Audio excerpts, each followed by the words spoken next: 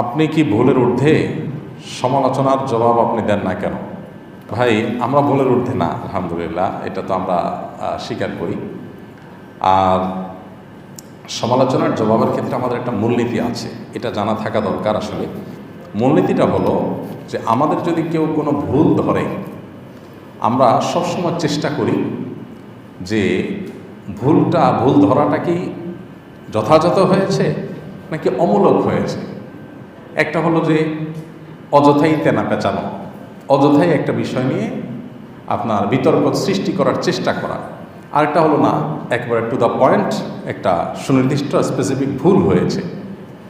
এই দুইটার ভিতরে যদি আমরা দেখতে পাই যে কোনোটি আসলে সমালোচনাটা যথার্থ হয়েছে, আমাদের আসলে ভুল হয়েছে, সাথে সাথে আমরা যেটা করি, আমরা পাল্টা একটা বক্তব্য, একটা লেখনী দিয়ে আমাদের ভুলের বিষয়টাকে আমরা স্বীকার করি এবং পূর্ববর্তী যেটা আমাদের ভুল বক্তব্য ছিল সেটা আমরা প্রত্যাহার করি।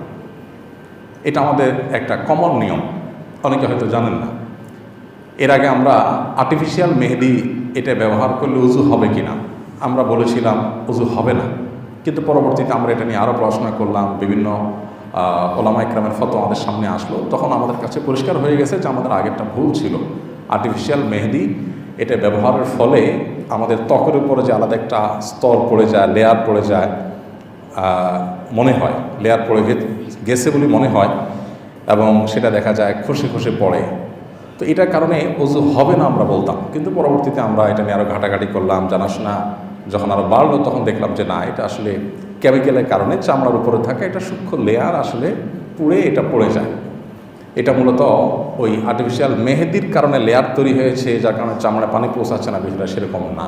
বিষয়টা যখন ক্লিয়ার হয়ে গেল, এ বিষয়ে দেশের বাইরে অন্যান্য আমাদের ফতোয়া যখন আমাদের সামনে চলে আসলো, তখন আমরা আমাদের আগের বক্তব্য প্রত্যাহার করে নিয়েছি। আমাদের পেজ চ্যানেল থেকে সেই ভিডিওগুলো সরিয়ে নতুন করে ভিডিও আমরা সেখানে আপ করে দিয়েছি। এবং মজার বিষয় হলো, আমাদের ইউটিউব চ্যানেলে প্লেলিস্টের মধ্যে একটা প্লেলিস্টের নামকরণই করা আছে এরকম, আমাদের ভুল উক্তি বা বক্তব্যগুলো।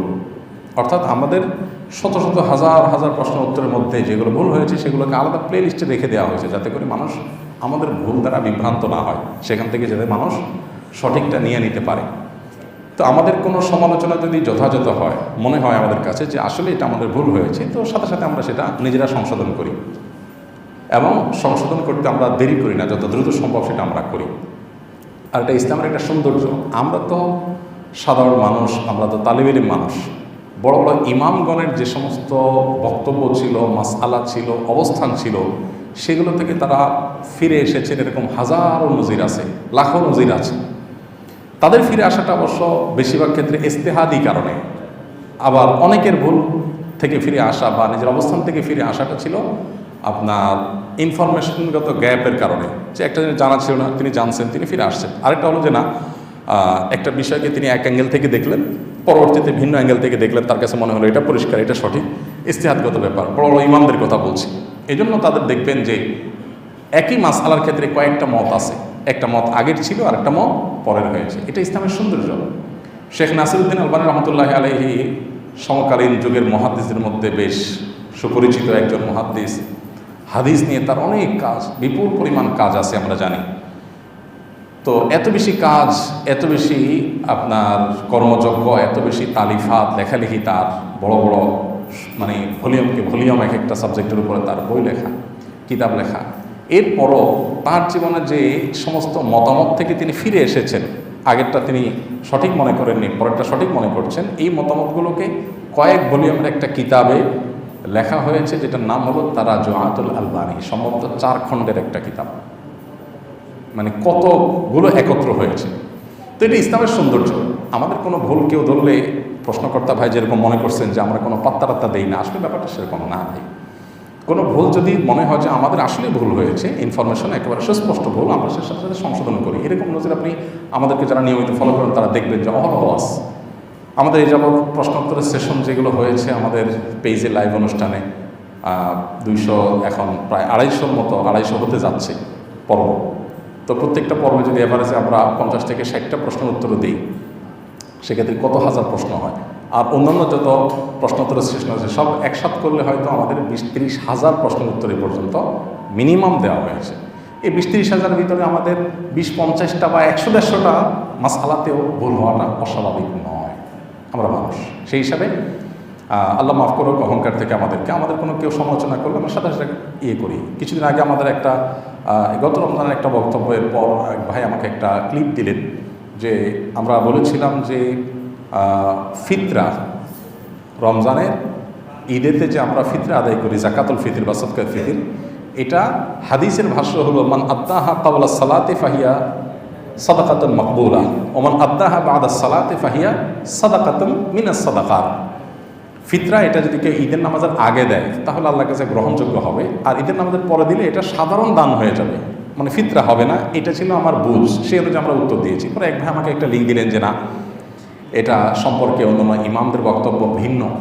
প্রায় সব ইমামরাই বলেছেন যে পরে দিলে আদায় হবে, অবশ্যই সেটা অনুত্তম হবে, আল্লাহর কাছে সেটা উত্তম নয়, সুন্নাহ নয়, সেটা নিয়ে অনেক কথা বলা যায়, কিন্তু আদায়ই হবে না ফিতরা, ব্যাপারটা সেরকম ইমামরা বলেন নাই।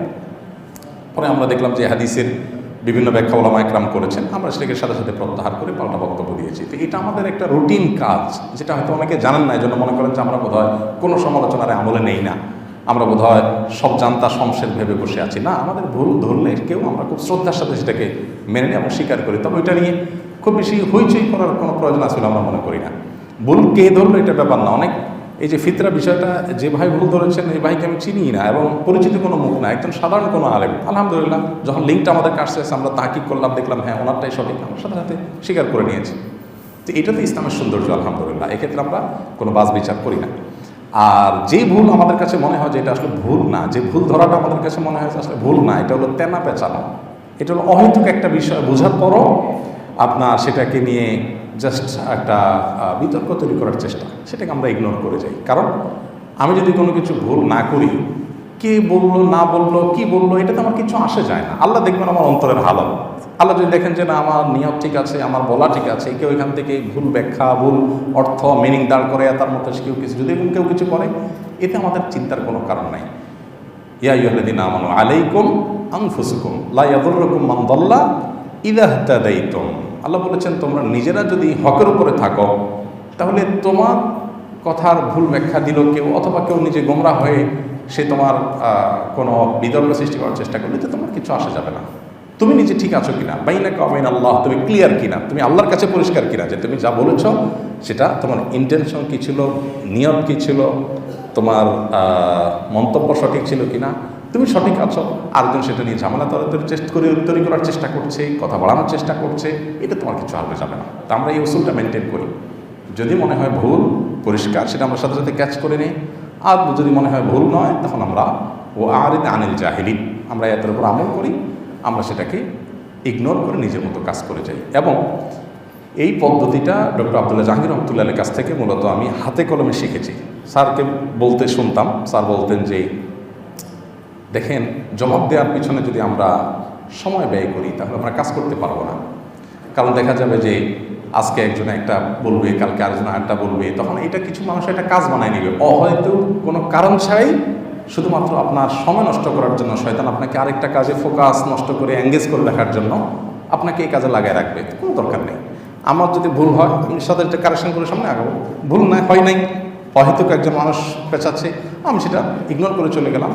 এই মূলনীতিটা জীবন চলতে আমাদেরকে অনেক বেশি সাহায্য করবে, বিশেষ করে আমাদের জীবনে প্রোডাক্টিভিটি বাড়াতে, জীবনের সময়ের অপচয় রোধ করতে অনেক বেশি সাহায্য করবে। আমরা অনেকে দেখবেন সোশ্যাল মিডিয়াতে বিতর্ক নিয়ে পড়ে থাকি, একেবারে দিনকে দিন, ঘন্টায় ঘন্টা, উদ্দেশ্যহীনভাবে।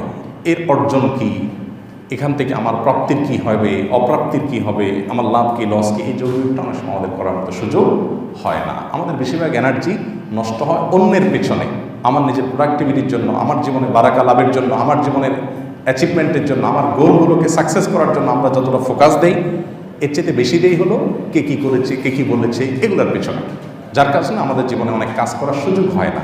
এই জন্য ভাই, এই মূলনীতিটা আমার তো মনে হয় যে আমরা অন্যরাও যদি অনুসরণ করি তাদের জীবনের কাছে লাগবে।